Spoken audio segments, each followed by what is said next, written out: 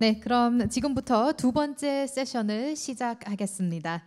이번 세션은 지역 활성화 성공 사례와 균형 발전 제도 설계 주제로 진행될 예정입니다. 네, 먼저 가와바 마을 내의 전원 플라자, 가와바 주식회사의 진화와 도전이라는 주제로 발표를 해주실 가와바 주식회사의 나가이 쇼이치 대표님을 무대 위로 모셨습니다. We would like to invite Mr. Soichi Nagai, the CEO of Kawaba Corporation, and he will be presenting about evolution and challenges of Kawaba Corporation, a rural plaza in Kawaba Village. Let's give him another round of applause. Thank you very much for the introduction to me.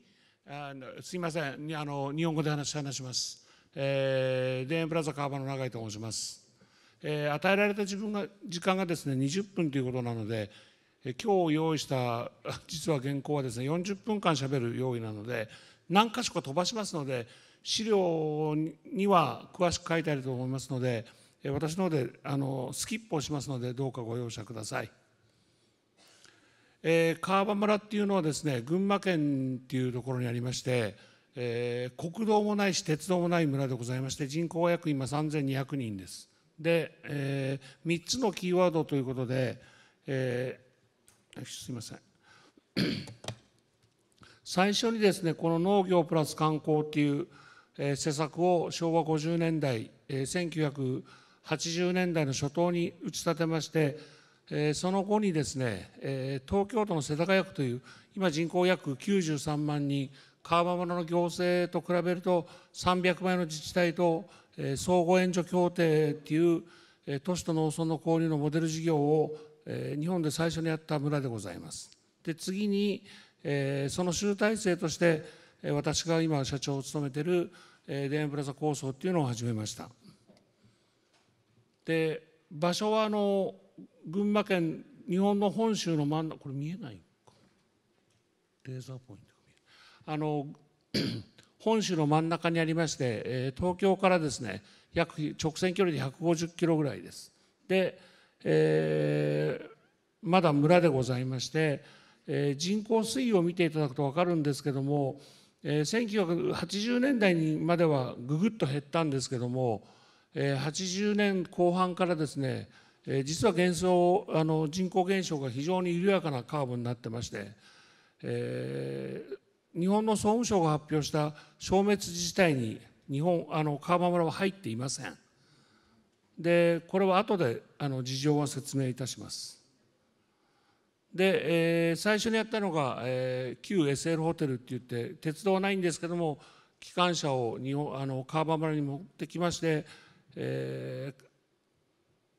旧ホテル SL っていうのを作ったのが農業プラス観光の第一次でございまして、その後に世田谷区との協定川場スキー場田園プラザという順番になっております。で、これが私どもの施設の前景です。約6ヘクタールの敷地で、日本には東京ドームっていうドーム球場、ドームスタジアムがあるんですけど、それの約 1.5 倍の面積の中に16施設ございます。で、ここにある通りですね、直近2023年の3月が決算アニュアルのブックの締めの日でございまして、2020年と比べコロナ前と比べますと 124%、 つまり22億円の売り上げがございました。で、テナントさんを合わせると約27億の売り上げで、来場者数は年間250万人という人数でございます。で、写真の3つはですね、それぞれゴールデンウィーク、夏休み、秋のリンゴのシーズンの忙しい時の園内の写真で、どれも1日の訪れる人数が1万人から1万2000人ぐらいのお客様、園内の様子です。で、今回やっと先週ゴールデンウィーク終わったんですが、やはり過去最高のですね、コロナ禍も収まってですね、この1週間で約8万人ぐらいの方がお越しになったかなというふうに思っております。はい。で、これがですね、来客数の推移のグラフでございまして、2007年にですね、私は社長に就任をさせてもらったんですけども、つかないんだよね、やっぱその当時が約60万人前後で、順調にお客様の推移が伸びていって、コロナ前に200万人に到達をしたんですが、コロナ禍で、約1割から1割5分お客さんが減って、ただ2023年にはですね、急激にお客さんが増えて約240万から200、この数字を作った時は240万だったんですが、3月にもたくさんのお客さんがお見えになりましたので、250万人ほど、お越しになりました。で、すいません、資料全部日本語なんですが、日経トレンディという雑誌の、関東地区でナンバーワンという道の駅に選ばれてですね、去年はじゃらんという広告サイトの中で、日本一の道の駅ということで、たくさんのメディアの方に取材をいただきました。で、一番大きいのは日本ではその有名なビジネス番組がございまして、村上龍さんというこの下に写っている方がその MC を担当している方なんですけど、これのカンブリア宮殿という番組にですね、約1時間私どもの会社というか私を焦点にしてフォーカスしていただいて、田舎の道の駅がどんな感じかっていうのを、ちょうどコロナになる前2019年の11月に放映をしていただきました。で、たくさんの方が、特に政治家の皆さん、地方創生という観点からですね、いろんな注目をしていただいたり、先行事例ということで視察にお越しになってですね、日本には国会議員って約800人いらっしゃいます。与野党問わず全体で、そのうちの多分8分の1、100人以上が私どもの施設に視察にお越しいただいているんではないかなと思います。右の上側の写真はですね、森元総理がオリンピックの組織委員長をお辞めになったすぐに来た時の写真で、右下は岸田総理がですね、政調会長という自民党の役職の時代の総理がお越しになった時の写真で、真ん中、下の段の真ん中の写真はですね、この韓国の国家均等発展委員会の皆さんが最初に視察をなさったのが2017年だと思いますけれども、その時の写真でございます。で、どういう形でこの田園プラザ構想というのが始まったかと申し上げますと、先ほどちょっとご説明しましたが、世田谷区との縁組協定並びにスキー場の完成とかがありまして、この農業プラス観光という施策がですね、非常にこの川場村にマッチをしてきて、それの集大成ということで、この道の駅田園プラザ構想というのが始まりました。で、モデルにしたのはヨーロッパの小さな町の教会の周辺にバーがあったり、薬局、ドラッグストアがあったりですね、小さなミニマートがあったりっていうのをモデルにして、町の中心部に、村の中心部にですね、商業施設と飲食店を備えた施設を作りたいということで、この事業が始まりまして、総工費は約31億円かかっておりまして、その当時は日本の税制の話を申し上げますと、過疎債っていうのがありまして、人口減少のところには国から特別の上乗せの交付金がついたんですが、今は実は残念ながら川場村は過疎ではなくなってしまったので過疎してはないんですが、当時国とかですね、農水省の公的資金を利用してですね、約9割はいろんな補助金でこの施設を作りましたが、ちょっと待ってください。もちろん誰も成功を高なかったんですが、今川場村のこの私どもの会社の施設っていうのはですね、いわゆる川場村という行政が持っている施設でございまして、そこに家賃テナント料として毎年家賃を払ってるんですね。でそれがフル家賃を払うようになったのが2006年からで、2006年には売上が年間5億なかったもんですから、一気に赤字体質になって2007年に私は社長になったということです。で、これが今現状の左側が私が社長就任時の売上、右側が今、2023年の決算期の売上です。で、今日はですね、何をしたかっていう話の中で、1番、2番、3番って用意しましたけど、時間の都合上、1番はちょっとすべて割愛をさせていただきます。資料をお読みになってください。で、こんな小さな何もない川場村になんで240万人来るかっていう話題の中でですね、2番の商品とサービスの一体化っていうのを今お話をします。一番分かりやすいのはですね、田園プラザをディズニーリゾートにするっていう話をしまして、実は私どもの田園プラザっていう会社はですね、ディズニーリゾートにすごく似てます。7割のお客様の7割がリピーターなんですね。で、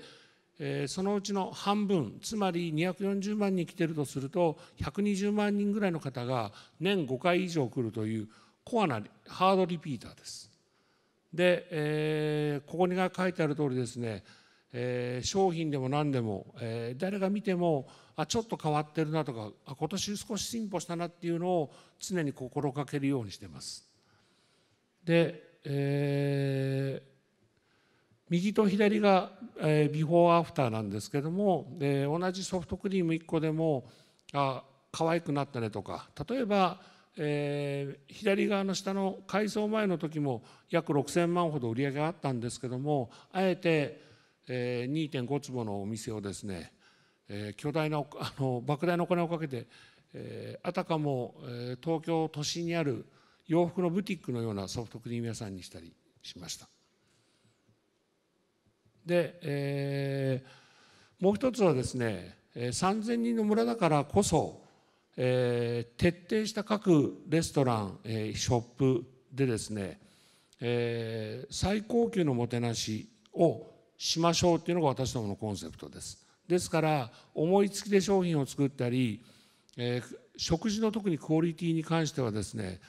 東京都内で召し上がっていただいても十分お客様に満足できるような商品を出すように考えてますし、メニュー一つ商品一つに対してもですね、実は詳細なシナリオっていうか、どうやったら商品が売れるか、どうやったらお客さんが喜ぶかっていうですね、シナリオをきっちり作ってお客様に提供しています。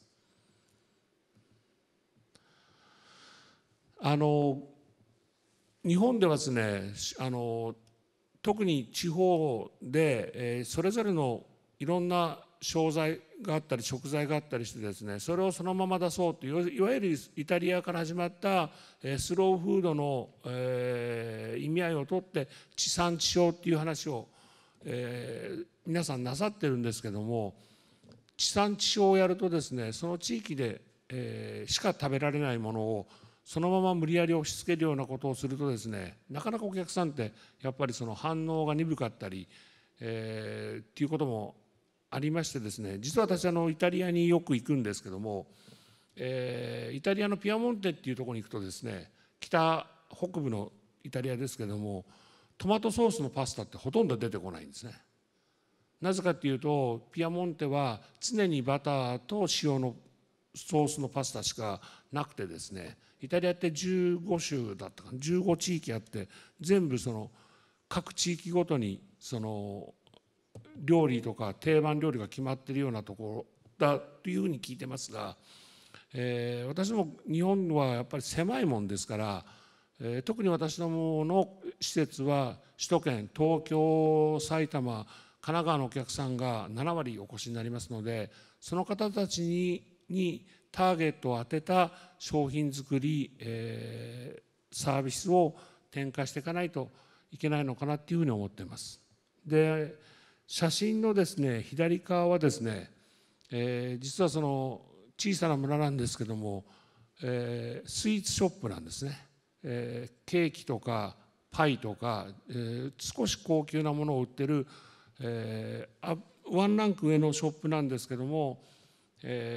ここの売り上げが当初3000万ぐらいだったのが今1億5000万ほどになってまして、7年間でやっぱり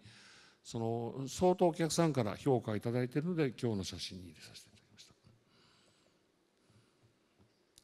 た。あとファーマーズマーケットって、これはいわゆる私ども準農村でございますから、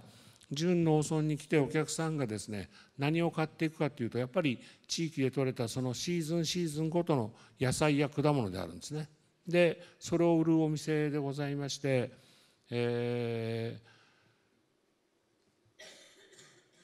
当然のごとく高齢化に悩んでて、出荷の農家の方も少なくなってるだろうというふうにいつも質問されます。今日なんか人口減少とかですね、地方のお話をなさってるんで、あえてこの話をさせていただくと、実は川場の出荷の今生産している農家の皆さん、平均年齢は徐々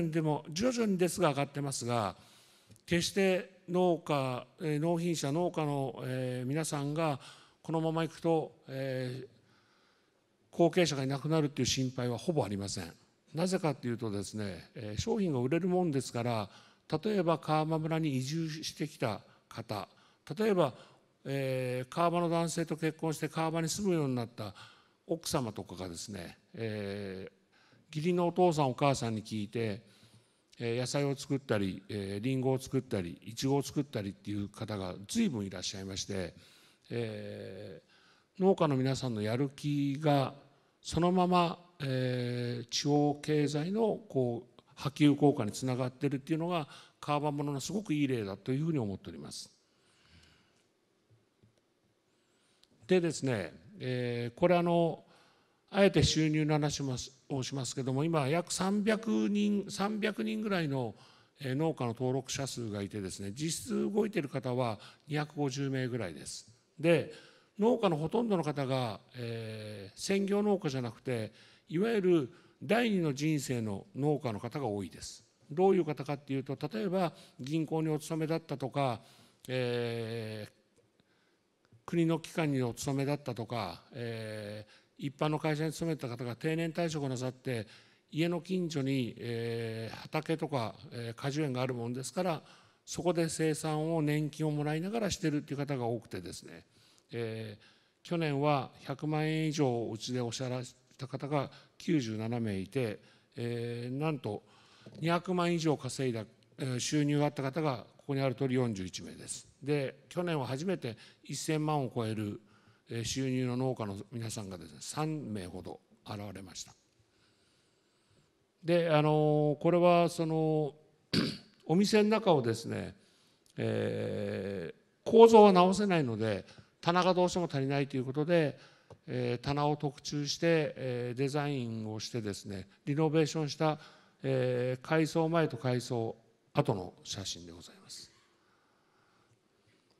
でこれは何が違うかというとですね、いわゆる地方の田舎の町でとか村で商品を作るとですね、品質はいいしおいしいんだけどパッケージが悪いとかですね、要するに洗練されてないデザインが多いんですけども、私どもの会社は結構そのパッケージデザインにはすごくこだわってるっていう一つの例でありまして、私が社長就任時が左側、右側は同じアップルパイで、内容も変えてですね、随分生クリームを使ったりしてどこで売っても恥ずかしくないようなアップルパイに変えたものです。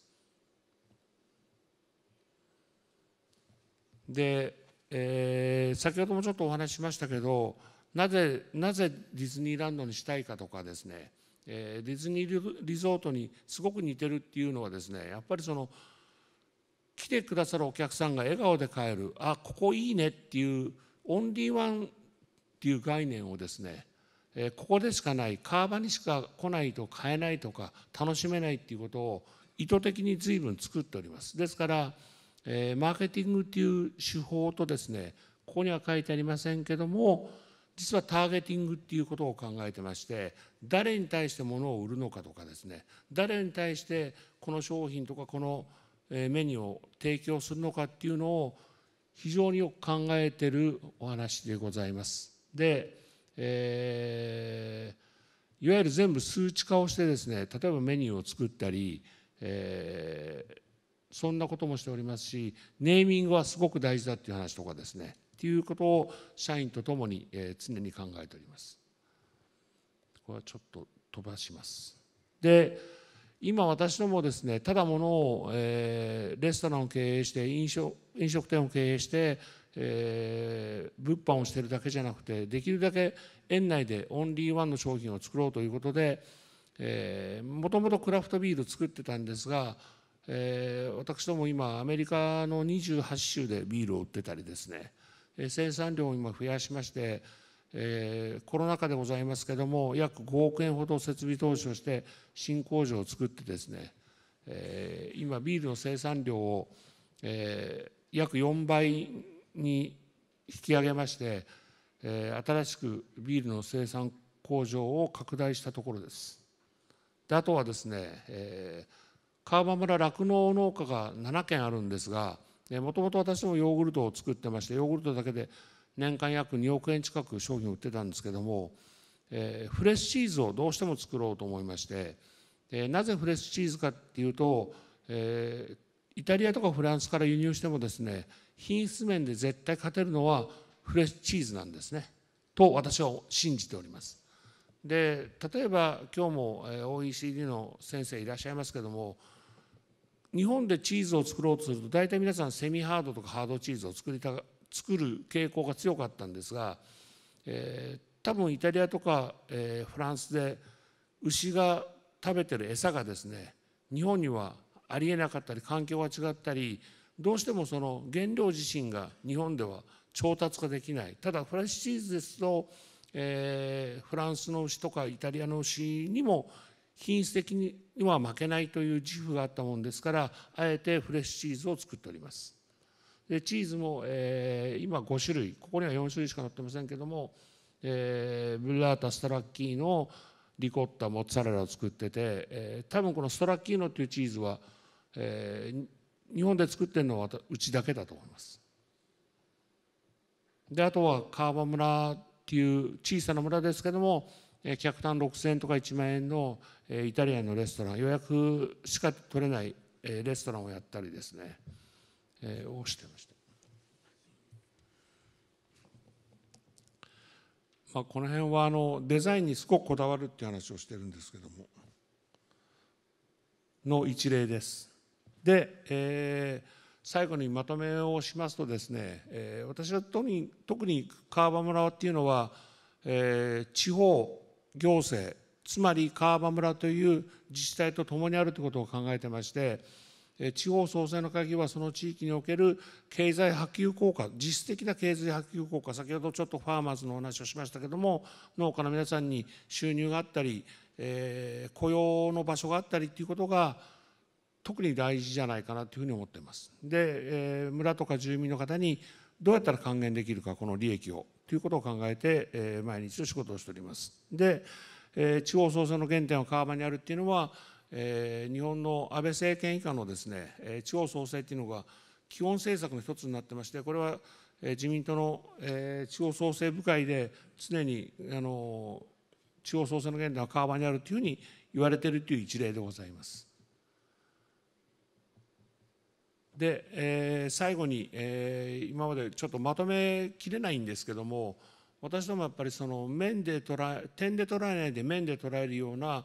マーケティングとターゲティングをしてですね、いかに、地域、特に川場村と川場村の住民の皆さんに今後もお役立ちができるような施設を目指してですね、今後も活動を続けたいと思っております。ありがとうございました。Thank you very much.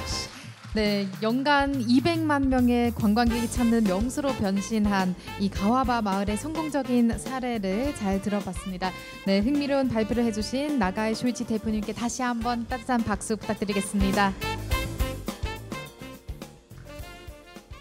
네, 다음으로 한국지방세연구원 박상수 실장님께서 지방 소멸 대응을 위한 지방 재정제도 재설계라는 주제로 발표를 해주시겠습니다. 네, 여러분 큰 박수 부탁드리겠습니다. 네, 반갑습니다. 지방 소멸 대응을 위한 지방 재정제도 재설계를 발표할 한국지방세연구원 박상수입니다. 오늘 발표에서는 지방자치단체가 지방소멸 대응 정책 등을 주도할 수 있는 기반 마련 차원에서 자주재원 확충 방안을 중심으로 설명하고자 합니다. 출생아 수 및 합계 출산율의 급락, 65세 이상 인구 비중 증가 등 저출산 고령화 현상이 지속되고 있습니다. 저출산 고령화, 청년층의 수도권 이동으로 인해 비수도권 지역의 인구가 급격히 감속하면서 지방 소멸에 대한 우려가 커지고 있습니다.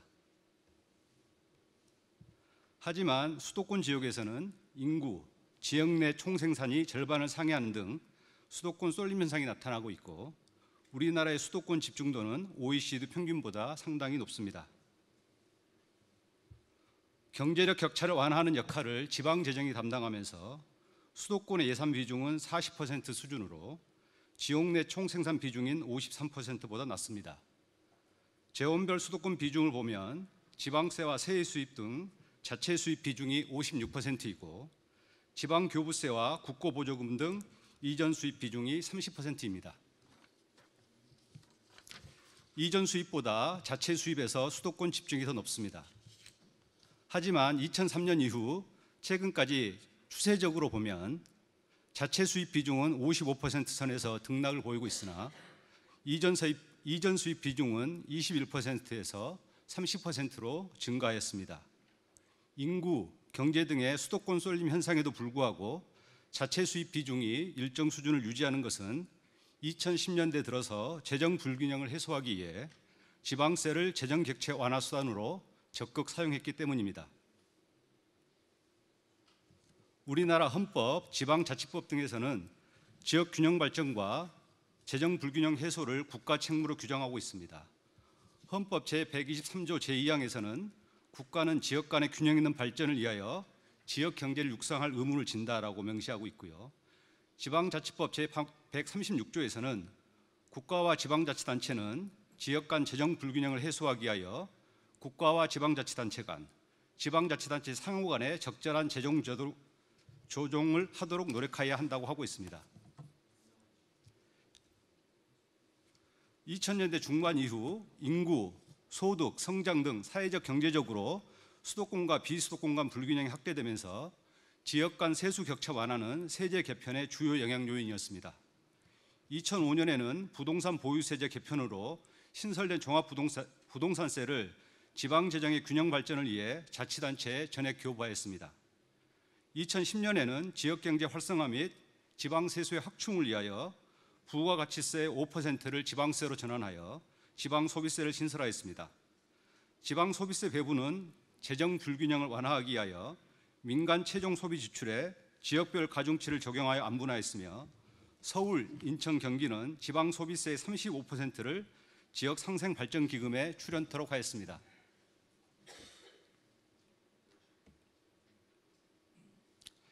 문재인 정부는 지방소비세를 11%에서 25.3%까지 확대하였으며 세수 격차 완화 장치 등은 지속해서 유지하였습니다. 이로 인해 지방소비세 수도권 편중 현상은 완화하였으나 조세 부담은 공공서비스 편익과 연계되어야 한다는 편익 원칙에는 어긋난다는 비판도 있습니다. 윤석열 정부는 수도권 쏠림, 지방 소멸의 악순환을 끌어내는 지속 가능한 대한민국을 목표로 하는 지역 균형 발전 국정과제를 발표하였습니다. 국정과제 중 지방재정제도 관련 과제는 지방시대 실현을 위한 지방분권 강화, 지방자치단체 재정력 강화 등입니다. 실질적인 균형 발전을 위한 재정 권한을 이양하며 재정 자주도 제고를 지방제재 강화의 지향점으로 설정한다는 내용이 담겨 있습니다.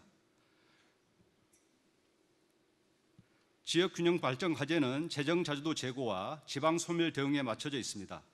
즉 자주재원 확충을 통해 지방자치단체가 지방 소멸 대응 정책을 주도할 수 있도록 한다는 것입니다. 자주재원 관련 국정과제로는 재정 자주도 기반 목표 설정과 지방의 자주재원 확충이 있습니다. 먼저 재정 자주도 기반 목표 설정은 재정 자주도 제고를 지방 재정의 강화의 지향점으로 설정하고 임기 내 적정 수준의 재정 자주도 달성을 추진한다는 것입니다.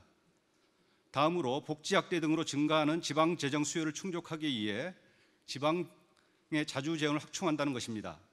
자주재원 확충을 위한 정책 수단으로 지방세 신세원 발굴과 지방교부세 법정률 등 검토라는 방안을 제시하였습니다.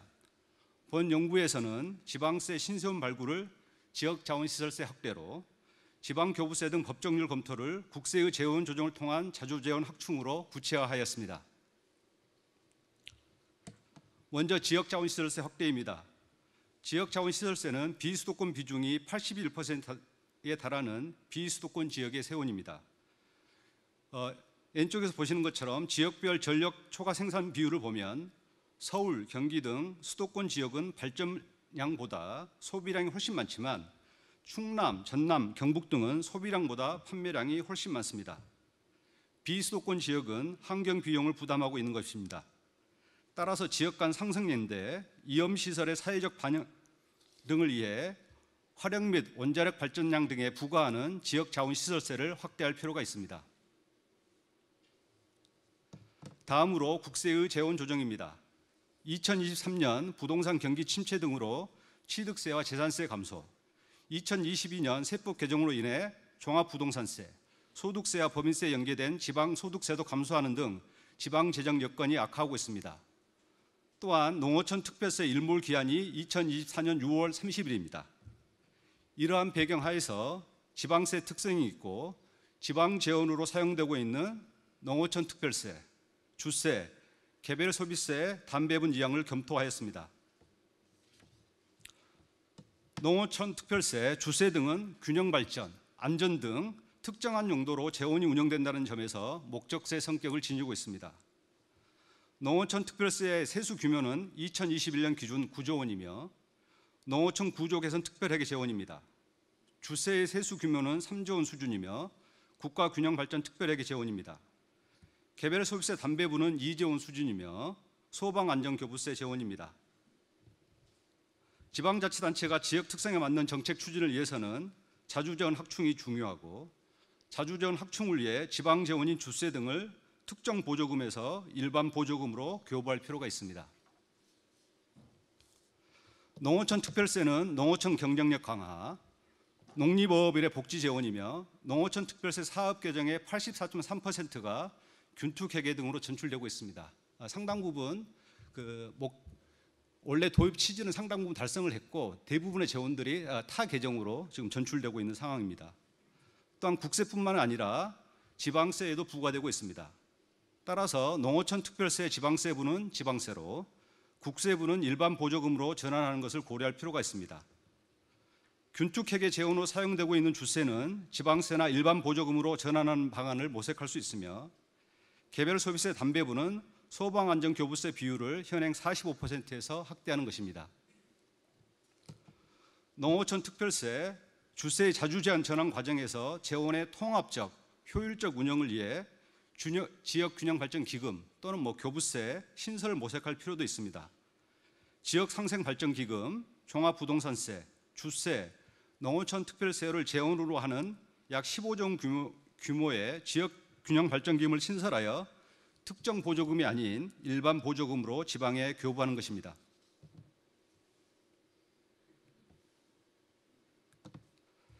지방세멸 대응 관련 국정과제로는 균형발전 추진체계 강화와 지방소멸 2기 국복이 있습니다. 지방소멸 2기 국백의 세부 과제로 특별자치시 도 이상 제고, 재정 열악 지역에 대한 재원 증대를 위한 지방교부세 배부 기준 개선, 지방소멸 대응 기금 지원, 균투회계 규모 및 지역 자율 사업의 유용 확대 등을 제시하였습니다. 각각의 세부 과제에 대해 구체화 방안을 제시하였으며 여기에 추가하여 고향사랑 기부제 비수도권 조세 지원 확대, 투자 촉진을 위한 인센티브 마련 방안을 모색하였습니다.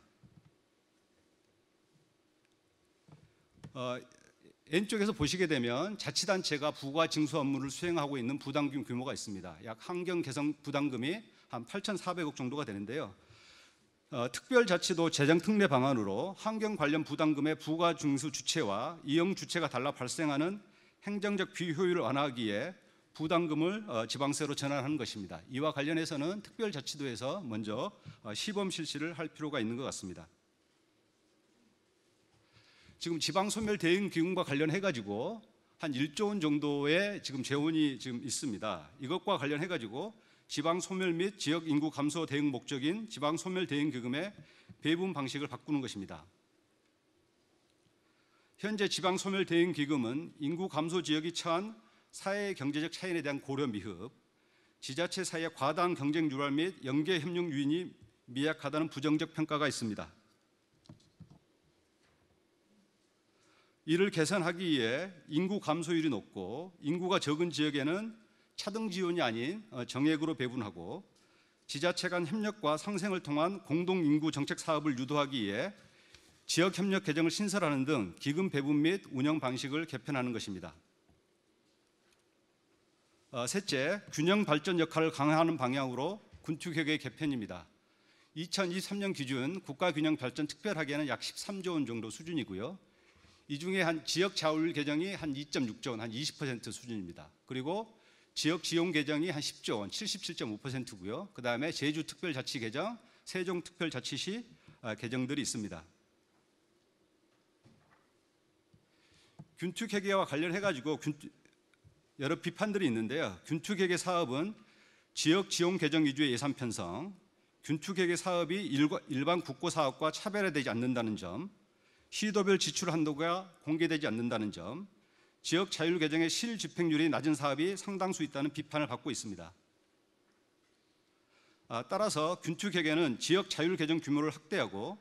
지방자치단체별 재원 배분의 투명성을 제고하고 실질적 포괄 방식으로 전환하고 재원 방식, 성과 평가 등에서 지방시대위원회 역할을 강화할 필요가 있습니다. 넷째, 인구 감소 지역에 대한 중앙정부의 지원입니다. 먼저 인구 감소 지역 등의 출산, 양육 환경 조성을 뒷받침하는 방향으로 지방교부세를 지원하는 것입니다. 다음으로 인구 감소 지역, 비수도권 지역에 더 많은 기부가 이루어질 수 있도록 고향사랑 기부제를 개정하는 것입니다. 예를 들어 현재 1인당 10만 원까지는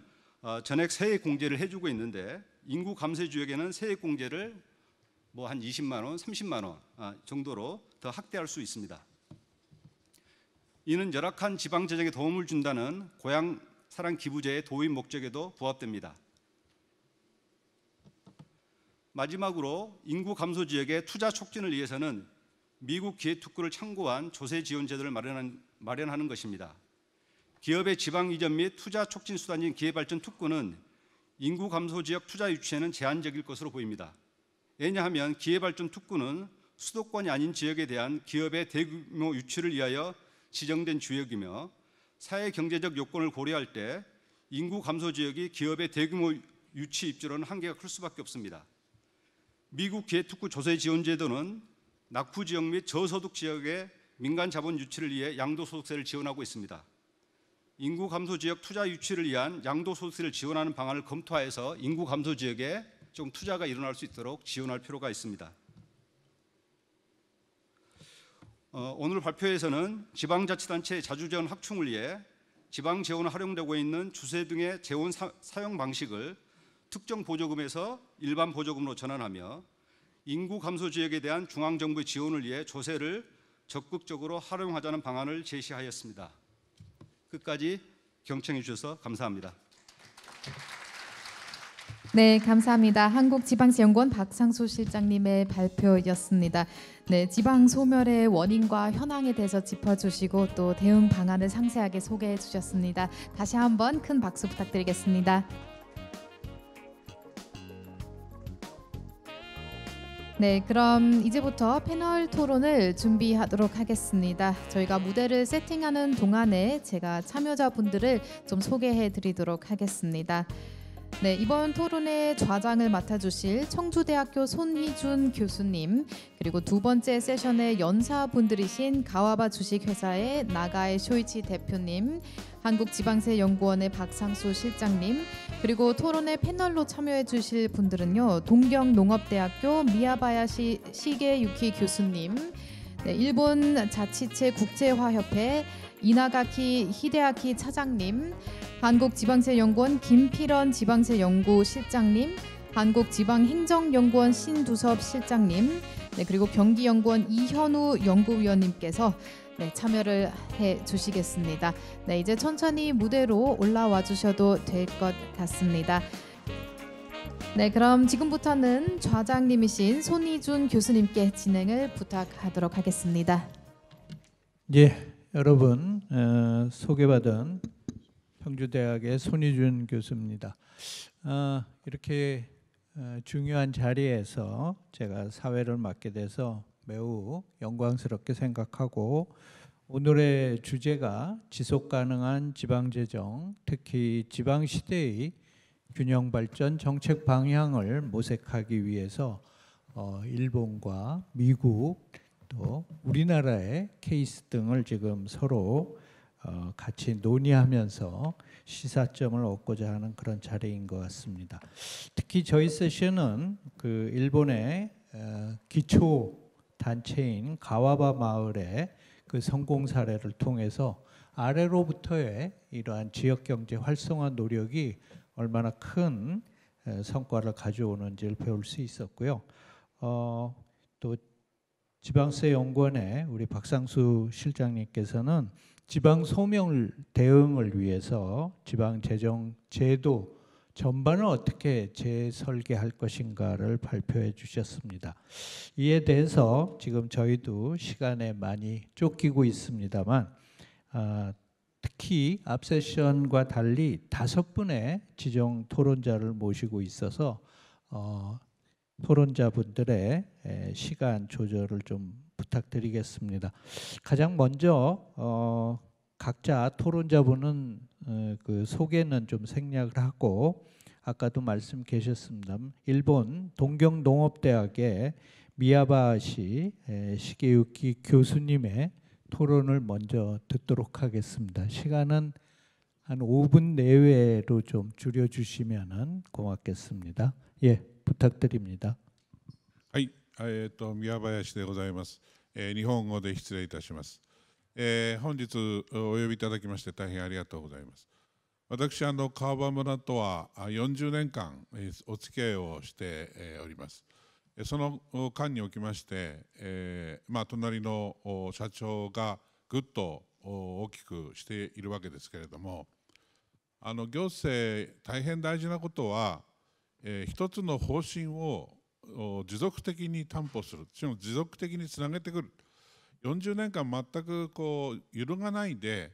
先ほどありましたように農業プラス観光、そして、本物を作っていきますよ。さらには、今は環境の時代が来ましたので、農業プラス観光プラス環境というような時代になってまいりました。でそういう大きな流れが来ている中で、農山村の位置づけというのを国民経済から見たら共通の財産である。つまり私たちの共通の財産である農山村を崩壊すると、国が今日一番冒頭でもお話がありましたように、国が潰れますよ、水がダメになりますよ、破壊が起きてきますよ、そして、環境が悪化しますよ、子どもたちの教育もうまくいきませんよ、いろいろなものが国民生活に関わってくるということがあるわけです。で、一つ僕はこの中で、流域単位で一つ物事を考えたらどうか。上流、中流、下流という今グローバルな社会なんですけれども、もうちょっと、小さな経済の中で流域を一つ設定してですね、上流中流が下流と、上流は下流、中流下流のためにある。で中流と下流は上流のためにいろいろなことを消費するとか、あるいは常にそこに入り込むとか、そういうことをやりながらお金を落としていく。でそこには企業も入ってまいります。ですからいろいろな形で新しい流域経済圏、流域文化圏を作り上げていく。これ川場からのヒントなんですけれども、それが一つかなと。それから人材育成につきましては、やはり子どもたちを主体に考えなきゃいけません。それは次の社会を担う人たちですからです。ということになると、やっぱり川場村が一つ先駆的にやってますように、農山村体験、原体験を世田谷区の子どもたち、小学校5年生を全部入れてるんですね。世田谷区はマンモスですので、1学年だけで6000人ぐらいおります。その6000人が川場村の3000人の村に入りますと、4月から10月下旬ぐらいまでは、土日除いてもう子どもたちがいっぱいいるわけですね。賑やかなんです。でそれすると、それが持続していきますと、今40年経って、その子どもたちがまた行くようになる。そこで、自分も川場に住んでみようというようなことが出てくるわけですね。というふうに持続して担保してつなげていくということが、非常にこの教育的な側面も大事なのかなというふうに思っております。でその辺で、今日お二人の皆さん、お二人にですね、これ質問しなきゃいけないようなことがありますので、まず財政学の先生、大変勉強になりました。ただ、これ、その通りやれるかどうかっていうのは、まさにこれからの勝負だと思います。でそういう中で、私としては、この財政学を中心としながら、実際は国民の動き方だろうと。で国民っていうのは、やっぱり個々の人間と企業と行政、この3つが関わって出てきます。でその関わり合いの中で、その財政学というのをどうこう位置づけていくのかということが一つあるんではないかというのが一つです。からもう一つ、隣の社長にはですね、ここまでこう発展させてくるんだけれども、要するに将来、大きな将来の夢といいますか、いろいろな現実を見てまいります。今最高か分かりませんけども、将来どういうこう方向性に持っていってるのか、この辺をお聞きしたいと思います。失礼いたしました。以上です。예, 고맙습니다. 다시 한번 박수 부탁드리겠습니다. 예. 미야바시 교수님의 토론이었고요. 바로 이어서 클레어 서울의 이나가키 히데아키 차장님의 토론을 듣도록 하겠습니다. 예. はい、自治体国際化協会の稲垣と申します。私は総務省から派遣されておりまして、地方政府の職員の立場としてですね、日本における地方創生全般について少しだけ今の状況をお話したいと思います。で今回のカンファレンスのテーマの一つである地方消滅というキーワードがあるかと思いますけれども、この地方消滅という言葉が日本で使われるようになったのがですね、2014年頃、総務大臣も務めた増田博也先生のレポートがあるんですけれども、これもこの分野を研究している方であればですね、韓国の方でも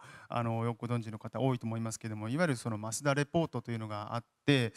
でそういうのをきっかけにしてですね、内閣府で地方創生本部というのがですね立ち上がりまして、で5カ年の総合戦略を作っていったと。でそれに連動する形で各自治体もですね戦略を作りました。日本では市町村がですね、基礎自治体が1700ぐらいあります。韓国よりもかなり多いです。でなのでその各自治体がその1700種類の総合戦略が存在するという状況になります。要は全ての自治体が戦略を作るっていうのがかなり当時は斬新だったわけなんですけれども、人口減少の時代ではですね、もはや確率的な成長は見込めないということなので、それぞれの地域が置かれた状況さまざまありますので、そういった地域の実情に応じて、将来の姿をイメージしながら、それぞれどういった取り組みをしなければならないのかっていうのを、自分たちで考えるということです。でそういった地方創生の取り組みが始まって、もう早くもう10年近くが経つわけですけれども、今どういう状況なのかと申しますと、成果としてはですね、やはりその地方の雇用、あるいは観光とか産業とかですね、さまざまな指標で一定程度の効果は間違いなく出てます。例えばその地方の若者の就業率とか、あるいは日本に来る外国人の観光客の数、あるいは農林水産業、食品のその輸出額とか、そういう数字を見てもですね、明らかに目に見える形で上昇はしてます。でさらに、先ほどの群馬県の川場村のようにですね、代表的なその成功事例も数多く誕生してきました。で一方でどういったことが課題かと申しますと、やはり一番大きな課題として人口減少っていうのと、あとは東京一極集中、この2つが大きな課題というふうに言われてますけれども、まずそこの人口減少に関してはこれは当然そんな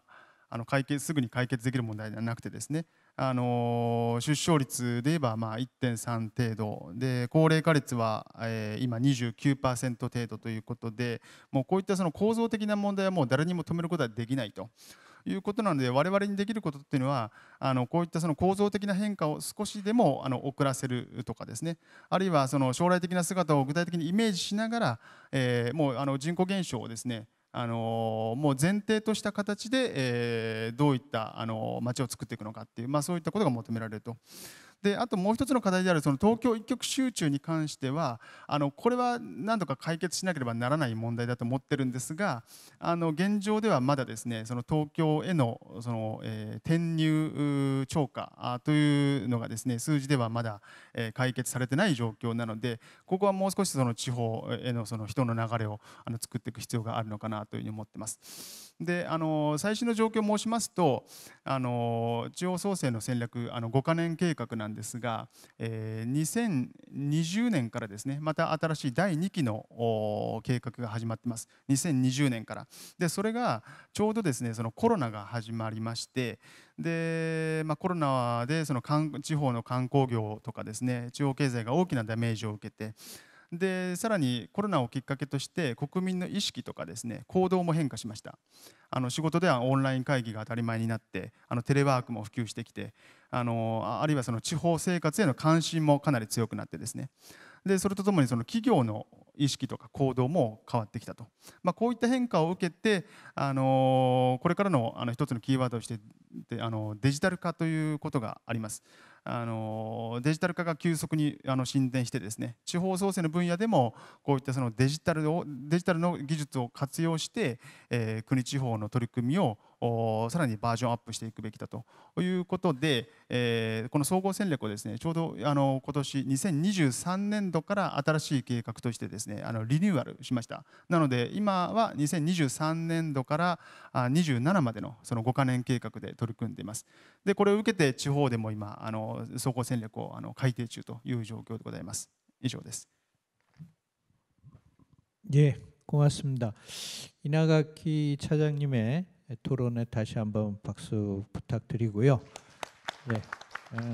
일본의 지방 재생 사업에 대한 개요도 같이 말씀해 주셨습니다. 세 번째로는 우리 한국지방세연구원의 김필원 실장님으로부터 토론 듣도록 하겠습니다. 네, 김 박사님. 네, 안녕하십니까. 한국지방세연구원 김필원입니다. 두 분 발표 잘 들었습니다. 전 기본적으로 이제 지역 간 격차 자체가 문제라기보다는 그 지역 간 격차로 인해서 발생하는 이제 갈등 때문에 발생하는 문제들이 더 문제인데, 격차보다 갈등을 이제 그럼 그 처리하는 게 무엇이냐라고 생각했을 때 뭐 크게 이제 소득의 격차와 삶의 질의 격차가 이제 있겠죠. 이렇게 구분할 수가 있을 것이고, 이 두 가지를 좀 다르게 이제 접근할 필요가 있다고 보는데요. 그런 관점에서 보면 이제 소득 격차 관련해서는 일본에서 그 나가이 쇼이치 대표님께서 해주신 발표에서 상당히 이제 여러 가지 시사점을 얻을 수 있을 것 같은데, 이제 하나 이제 눈에 띄는 게 이게 약간 차이가 있는 것이 이제 수도권에 좀 인접해 있고, 그러니까 수도권 인구가 쉽게 접근을 할 수가 있고, 또 제가 보니까 이건 제가 몰라다라는 말씀 드리는 질문인데 온천이 있더라고 그 지역에 애초에, 그러니까 스타팅 포인트 하는 게 약간 그런 특색이 있어서 그게 좀 잘 활성화된 것 같은데, 이런 과정에서 첫 번째가 이제 이게 어떤 개발이라든지 이런 것이 70년대부터 계속 뭐가 이렇게 이루어졌던 것 같아요. 근데 그게 성과가 나타난 것이 90년대 이후에 나타난 것 같은데, 이 긴 시간 동안 숙성되는 기간 동안 어떤 동력을 유지를 할 수 있었는지 좀 궁금하고요. 또 이런 어떤 지역 활성화 계획을 할 때 중앙이라든가 지방 정부가 역할을 어떤 식으로 했는지, 그리고 그 재원 투입이 있어가지고 재원의 어떤 관리라든가 성과 관리 같은 것들이 어떻게 됐는지가 좀 궁금합니다. 그 말씀을 해주시면 좋을 것 같고요. 박상수 박사님 그 발표하신 것 중에 저는 하나 이제 문제의식이 지방교부세를 균형발전 재원을 쓸 것인가에 대해서는 약간 좀 고민할 필요가 있지 않을까 싶어요. 왜냐하면 지방교부세라는 게 결국은 우리가 결국 그 재원은 공공재 공급을 위해서 하는 거고 균등한 공공재 공급이죠. 그렇다면 공공재와 소비재와 투자재로 나눈다면 소비적 공공재와 투자적 공공재로 나눈다면은 결국 이 지방교부세가 투자적 공공재로 쓰이게 되면은 그게 전형적인 우리가 얘기하는 도덕적 해이가 나타나는 겁니다. 가격 기능이 작동하지 않기 때문에 그럼 이게 과투자로 이어지고 결국은 어떤 장기적으로 봤을 때 오히려 바람직하지 않은 그런 결과가 초래될 수 있지 않을까 싶고 그런 차원에서 이제 지방교부세보다는 박사님께서 발표하신 것 중에 지금 이미 있는 균형발전 관련된 기금들을 모아가지고 하는 거 거기다가 이제 하는 것이 나중에 좀 더 그리고 거기다가 어떤 성과 평가라든가 그런 체제를 이제 투영을 해서 좀 더 정확하게 그리고 효율적으로 관리될 수 있도록 하는 것이 더 바람직한 방향이 아닌가라는 생각이 듭니다. 이 부분에 대해서 이제 박사님 이제 생각하시는 게 있으면 좀 듣고 싶다는 말씀드립니다. 이상입니다. 예, 고맙습니다. 다음은 한국지방행정연구원의 우리 신두섭 박사님 부탁드리겠습니다. 예. 네, 방금 소개받은 한국지방행정연구원의 신두섭입니다. 먼저 이렇게 토론 자리에 불러주신 것 감사드리고요. 두 분의 발표 내용도 재밌게 잘 들었습니다. 먼저 나가이 대표님께서 과바 마을의 전원 플라자 사례를 소개를 해주셨는데 상당히 한국에도 오랫동안 이 과바 문화의 사례들은 여러 형태로 소개가 됐었고 또 관심 있는 분들은 아마 익히 많이 들어서 아실 거라고 생각을 합니다. 저도 그간의 다양한 형태로 자료들을 접했었는데 그 중에 하나는 역시 중앙정부의 지방창생이라는 정책과 그다음에 지방자치단체 그리고 여기서 실질적으로 움직이는 액터들 간의 신뢰관계가 상당히 잘 맞아떨어지지 않았나 이런 생각을 합니다. 자료집에도 나와 있습니다만 3주체 간의 신뢰 그다음에 중간에 또 키워드가 나오는 것들이 지속가능이라는 말이 또 나오는데 이 지속가능의 전제는 뭘까 하는 그런 생각도 하게 됐습니다. 그리고 또 하나는 이제 첫 번째로 했던 게 여기서 실질적으로 일을 하는 사람들의 인식을 개선하기 위한 혁신의 그러한 작업을 하셨다고 하는데 이것은 역시 농촌이라고 해서 계속 현 상황에 머무르고 있는 것이 아니라 시대적 흐름에 따라서 계속 변화했다는 부분 이것이 상당히 좀 중요하지 않았나 이런 생각을 하고 있습니다. 어느 국가의 어느 정책이든지 간에 과정이 필요한데 너무 빨리빨리만 외치다 보면 사실은 과정은 없고 결과를 먼저 찾게 되는 경우가 많은데요. 5년간의 국가 단위에서의 지방 창생 정책을 세우고 또 지자체에서는 그걸 기반으로 해서 다시 또 지자체 나름대로의 계획들을 세워서 사업들을 추진하는 그런 과정들을 보면서 중간 과정 속에서의 신뢰 구축, 최소한의 신뢰 구축 기간이 필요한데 이런 것들을 잘 소화했던 결과가 아니었나 이런 생각을 하게 됩니다. 또 하나는 이제 이 지속 가능이라는 것은 전제로 되어야 되는 부분이 역시 지자체 스스로가 뭔가 할 수 있어야 된다는 그런 부분인데요. 이제 오늘 세미나가 이제 재정에 대한 이야기를 하다 보니 가능한 한 소규모의 특히 이제 그 가바 마을처럼 3,000명 수준의 작은 마을에서 그렇지 않아도 인구가 계속 줄어가는 상황에서의 인프라나 이런 것들을 관리하는 관리 비용이 상당히 많은데 이런 비용들을 최소화해 가면서 소득 창출, 그다음에 청년들을 지역으로 끌어모으는 작업들 이런 것들이 상당히 좀 어려운데 그런 것들을 극복한 사례가 아닐까 이런 생각을 합니다. 저희 연구원에서도 고향사랑 기부 관련돼서 지원단이 만들어져서 다양한 기금 사업들을 발굴하려고 지금 고민을 하고 있고요. 지자체랑도 스킨십을 하고 있는데 역시 이러한 뭐 고향사랑 기부금이 됐든 인구 감소 지역에 대한 기금 사업이 됐든 지자체의 특성을 반영한 기금 사업들이 일방적인 소비형의 기금 사업들이 있고요. 또 중장기적인 투자형의 기금 사업들이 있는데 가능한 한 투자형의 기금 사업들로 발굴하는 것이 상당히 중요하겠다. 그런 측면에서 가바 사례들은 하나하나 그 지금까지 좀 시간이 꽤 오래 경과되고 있습니다만 중간중간에 과정들을 우리가 좀 볼 필요가 있지 않나 이런 측면에서 저도 좋은 공부가 됐습니다. 그리고 저한테 주어진 시간은 5분 안에 토론을 해야 되는 상황이라서 길게는 할 수 없습니다만 그런 부분들 좀 공감을 한 기회가 됐었고요. 우리 그 박 실장님 발표해 주신 부분은 상당히 다양한 측면에서 지방재정에 나가야 될 방향을 제시해 주신 것 같습니다. 상당히 공감하는 부분이 많고요. 이것을 다 저도 언급은 할 수 없겠습니다만 특히 이제 앞에서 우리 김필원 실장님도 언급을 해주셨듯이 이제 교부세 부분은 좀 우리가 고민이 좀 많이 필요하겠다 그런 생각을 하고 있고요. 특히 교부세를 받아서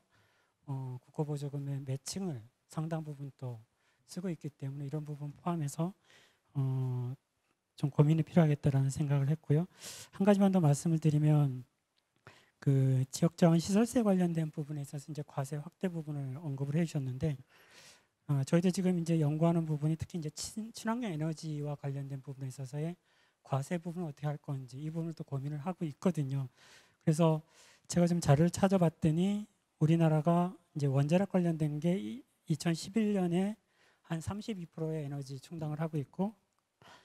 20년에도 변하지 않았더라고요. 거의 29% 거의 30% 수준이고요. 석탄이 좀 줄어서 40%에서 35%대. 대신 이제 천연가스랑 신재생에너지가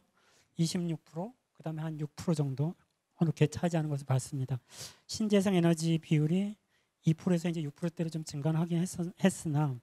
중국이나 영국, 미국, 일본에 비해서는 아직도 좀 적은 그러한 비율을 차지하고 있기 때문에 아직까지 친환경 관련된 에너지 부분에 과세하는 것은 좀 신중할 필요가 있겠다. 아직까지는 이쪽 부분에 대해서 좀 국가적으로도 키워갈 필요가 있기 때문에 조금 상황을 보면서 검토하는 것이 필요하지 않을까 이런 생각을 했습니다. 그리고 마지막으로 그 이제 균특과 관련된 회계 부분 안에서 지금 이제 제주랑 세종계정이 있는데 당장 그 강원도랑 전북의 계정 특별자치도 출범과 관련된 새로운 변화들이 있습니다. 그래서 이 부분도 향후에 좀 재정 파트에서도 같이 검토할 필요가 있지 않을까 이런 생각을 합니다. 이상 간단히 코멘트를 마치겠습니다. 예, 고맙습니다.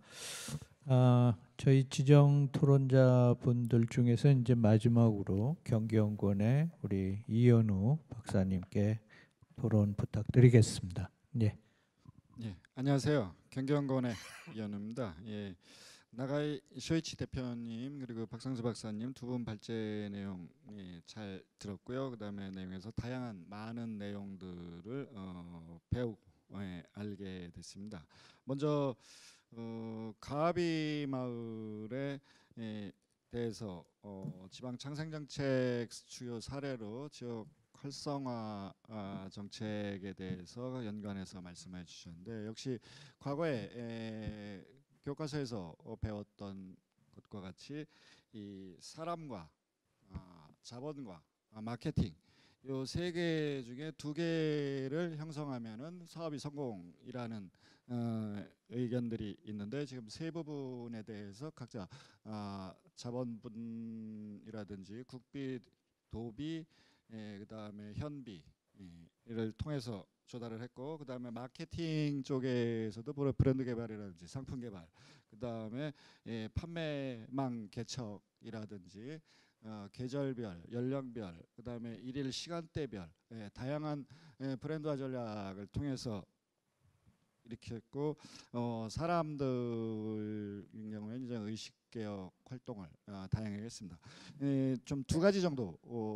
조금 궁금한 게 있어요. 첫 번째는 이제 처음에 89년에 구성을 해서 93년에 전원 플라자 가하비를 갖다가 개식을 하고 그 이후에 현재까지 오고 2007년 이후에 대표를 취임하시면서 방문객 4배 60만에서 240만 명의 방문객과 매출액도 급증을 가져왔습니다. 처음에 그 가하비 마을의 총 재정액이 28억 엔입니다. 근데 이 전원 플라자 계획은 관광과 농업을 형성하는 걸로 31억 엔을 예상을 했어요. 그러니까 총 재정을 초과하는 액수로 다 했을 텐데 그 처음에 굉장히 혁신적인 프로젝트 사업인데 이 부분에 대해서 상당한 논쟁이 있었을 것 같은데 이 부분을 어떻게 통과하셔서 설득을 해서 프로젝트가 형성이 됐는지가 좀 궁금하고요. 또 하나는 이제 의식개혁 부분입니다. 지금 상당 다양한 경영전략회의라든지 내부 직원 교육, 그다음에 대주민 홍보 서비스 이런 부분들을 했는데 지금 주민 참가 부분에서 어떤 방식으로다 구체적으로 전환 플라자 사업이 이 마을 혁신을 일으키는 데 있어서 주민 참가 방식을 통해서 있는지 이 부분에 대한 부분이 좀 있으면 소개를 부탁드리겠습니다. 그리고 두 번째로다 박상수 박사님은 지금 지방재정 전반에 대해서 세입 부분과 세출 부분에 대한 아주 전체 혁신적인 개혁안을 냈습니다. 너무 방대한 내용이다 보니까는 아주 최장기적인 목표 설정에 의해서 움직여야 될 것 같은데요. 지금 국내 최근 사례로다가 지방소멸대응기금과 고향사랑기부제가 작년하고 금년에 이어서 두 가지가 크게 지방소멸과 지역경제 활성화를 위해서 도입이 됐습니다. 그거 외에도 발제에서 말씀하신 대로 국가균형발전 특별회계라든지 지역상생발전기금이라든지 그다음에 각종 일반회계 특별회계 기금에서 행하고 있는 지역경제 활성화 사업이 국내에 상당히 많습니다. 근데 이런 부분들은 지금 그 일반회계, 특별회계, 기금 간 예산 칸막이로 인해 갖고 이 한 사업 프로젝트에 집중을 할 수가 없습니다. 지금 가비 마을의 사례를 보면 총 재정 규모를 넘어가요. 우리나라는 물론 상황이 다르죠. 시군의 면적이라든지 인구 크기가 다르지만 좀 지역 활성화라든지 지방 인구 소멸에 대응을 하기 위해서는 지금 같은 소형 프로젝트는 어렵다고 봅니다. 최소한 수천억 대의 대형 프로젝트를 형성해야지 지역 경제 활성화와 인구 소멸에 대응이 가능하지 않나라는 의견인데 그 부분에 대해서는 좀 어떻게 생각하시는지 궁금합니다. 이상입니다. 예, 고맙습니다. 저희가 지금 시간에 많이 쫓기다 보니까 플로우 계신 분들께도 조금 기회를 드려야 되는데 주최 측에서는 지금 시간 절약을 위해서 좀 양지해 주시기를 부탁드리고 저는 사회자로서 지금 가와비 마을이 아니고 가와바 마을인데 제가 과거 그 도쿠시마 현의 가미카츠조에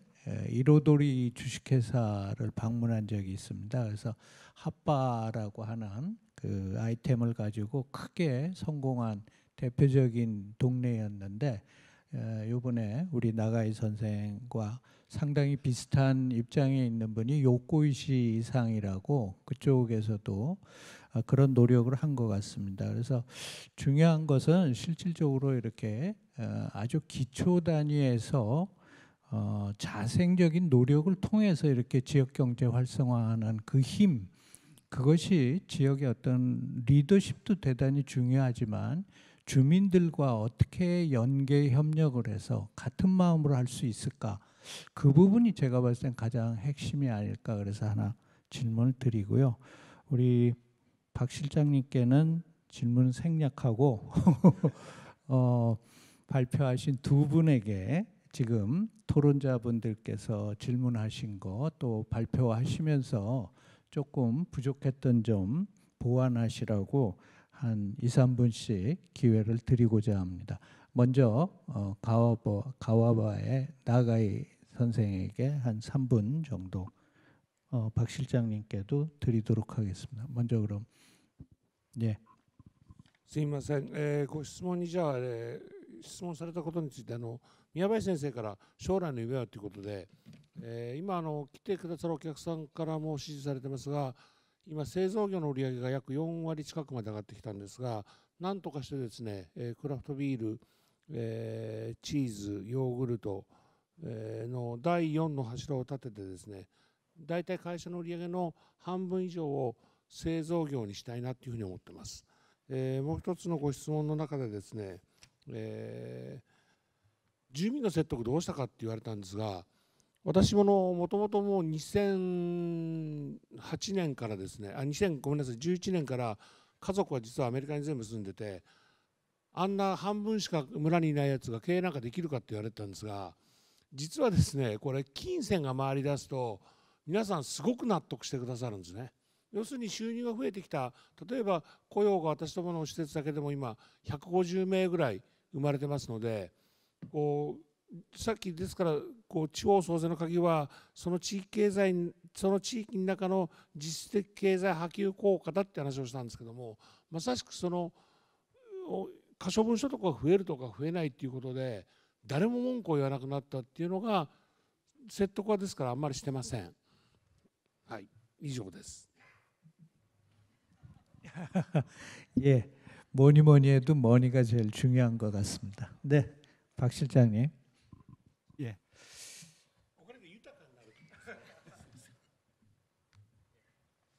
그 오늘 발표와 관련해 가지고요. 전반적으로 이제 그 지방 교부세를 이제 균형 발전 재원으로 사용하기에는 좀 한계가 있다라고 저도 보고요. 그래서 이제 지역 균형 발전과 관련해서는 상당 부분 이제 새로운 뭐 기금, 그래서 제가 뭐 지역 균형 발전 기금이든 뭐 지역 균형 발전 교부세든 그것과 관련해서 일단은 그 주장을 한 거고요. 이것과 관련해서는 지금 뭐 지역 상생 발전 기금, 그다음에 종합 부동산세, 뭐 농어촌 특별세, 뭐 줄세 이미 상당 부분은 다 이제 지방 재원으로 사용이 되고 있습니다. 그런데 이제 이것과 관련해서 이게 이제 특정 보조금 형태로 가다 보니까 아무래도 이제 그 지방이 조금 주도하기는 좀 한계가 좀 있는 거고요. 그것과 관련해서 상당 부분 아무래도 이제 그 국가 주도의 아무튼 국가가 생각하는 사업에 돈을 쓸 수밖에 없고, 그 중에 상당 부분이 또 지방의 재원이 이전 뭐 지방 재원이 사용될 수밖에 없는 이제 구조인데, 이러한 구조를 좀 바꾸기 위해서는 이것들을 상당 부분 좀 일반 보조금 형태로 이제 바꾸자고 하는 거고요. 이것과 관련해서 이제 이것 같은 경우는 지역 균형 발전인 거고요. 조금 더 만약 재정 분권을 뭐 이제 중점적으로 하겠다로 하게 되면 그 재정 분권의 이제 재정의 수단은 아무래도 이제 소득세, 이제 소비세 이제 이 정도가 될 수밖에 없을 것 같습니다. 그래서 크게 이제 우리가 이제 지역 균형 발전과 관련해서는 아무래도 비수도권 이제 지역에 좀 초점이 맞춰질 수밖에 없고, 그러면 과연 수도권과 관련해서 이 수도권의 경쟁력은 어떻게 할 거냐와 관련해서는 상당 부분의 이제 재정 분권과 관련된 이제 소득세, 이제 소비세 재원들을 좀 사용을 해야 될 것 같습니다. 그리고 이제 일정 부분 또 하나 이제 그 질문하신 것 자체가 이제 지역자원시설세와 관련해서 이제 신재생 에너지 같은 경우는 뭐 충분히 공감이 되는 거고요. 뭐 소득이 있는 곳에 어떻게 보면 이제 그 과세 있고 재산 가치가 있는 곳에도 일단은 과세를 하면서, 그러면 그게 그래서 이제 감면할 수 있는 방안도 있을 수 있지 않는 거 아니냐. 그것들이 형평성도 맞추고 나름대로 국가적인 이제 정책을 할 수 있는 게 아닌가라고 싶고요. 또 하나 이제 이현우 박사님께서 어떻든 간에 맞는 것 같습니다. 상당 부분 뭐 소규모 프로젝트로 이제 균형 발전을 한다고 하는 것들은 좀 무리고, 원래 이제 뭐 조금 더 이제 그 취지에 맞는다고 하게 되면 균특회계 같은 경우는 이제 초광역 협력 이런 쪽에 좀 더 초점을 맞춰서 중점적으로 해야 될 텐데, 그것들이 이제 사실상 이게 아무래도 그 지역 균형 발전을 중요하다고 하다 보니까 일반에 있는 국고 보조 사업들을 그 지원 계정으로 다 전환만 하는 거거든요. 그래서 그걸 과연 이게 뭐가 달라지는 거냐라고 하는 것과 관련해서 이게 균형 발전 특별회계가 실질적으로 그런 그 지향하는 건 좋은데 그게 실제에 있어서는 지역 균형 발전과 좀 관련이 좀 떨어진다. 그런 면에서 균특회계는 좀 초강력 협력으로 가고 나머지 일반적인 재원들과 관련해 가지고는 새로운 이제 그런 지역 균형 발전 기금이든 교부세를 만든 것들이 필요하지 않을까 싶습니다. 예. 예, 고맙습니다. 제가 뭐 전부 종합을 해드리기는 어렵지만은 지방 소멸이 자칫하면은 지방의 문제가 아니고 국가의 문제인 것 같습니다. 그래서 결국 지방 소멸을 막고 또 국가 소멸을 막는데 어떤 재원이 필요하냐, 중앙정부의 재원이냐 지방의 재원이냐 구분하지 않더라도 사실은 주민이 곧 국민이고 국민이 곧 주민입니다. 그렇기 때문에 지방과 중앙이 함께 협력해서 이 중차대한 문제를 해결하는데 다 같이 머리를 함께 해야 하지 않을까 그런 생각을 해보면서 이러한 문제는 우리만의 문제가 아니라 일본도 그렇고 미국도 그렇고 세계적인 어떤 화두가 아닌가 이렇게 하는 그런 생각을 다시 한번 하면서 저희 세션 마무리하도록 하겠습니다. 같이 해주셔서 감사합니다. 고맙습니다. 네, 감사합니다. 이것으로 패널 토론을 마치겠습니다. 저장님을 비롯한 이번 패널 참석자 모든 분들께 다시 한번 뜨거운 박수 부탁드리겠습니다.